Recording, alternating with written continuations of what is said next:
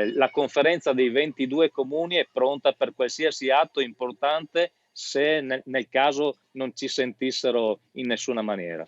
I sindaci del Veneto orientale sono esasperati, 5 incidenti negli ultimi 10 giorni in A4, traffico in tilt, altro che contro esodo, sbotta il sindaco di Portogruaro. Per noi il bollino nero è quasi tutti i giorni. Stamane a restare chiuso è stato lo svincolo di Meolo Roncade a causa di un autotreno che ha centrato la barriera e poi un palo della luce. Fortunatamente non ci sono stati feriti ma molti disagi. Mercoledì scorso, con l'incidente che ha coinvolto un'autocisterna di GPL, l'autostrada è rimasta chiusa tutto il giorno. Giovedì mattina idem.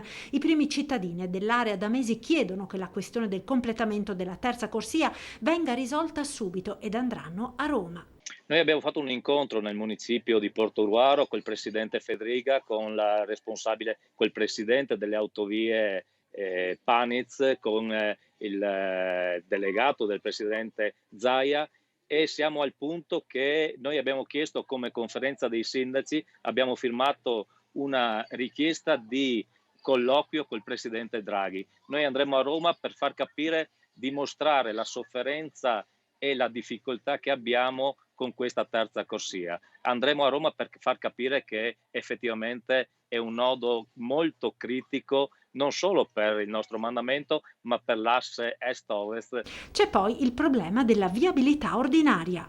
Oltre alla rete autostradale riguarda anche la viabilità, diciamo, interna ed è il motivo per cui la stessa conferenza dei sindaci che citavo prima si è data una priorità, cioè di individuare quali sono quegli elementi, quei buchi neri che devono essere assolutamente messi in sicurezza, dipenda da ANAS, dipenda dalla regione, dipenda dai comuni oppure da città metropolitana per garantire migliori condizioni per chi transita lungo quelle strade.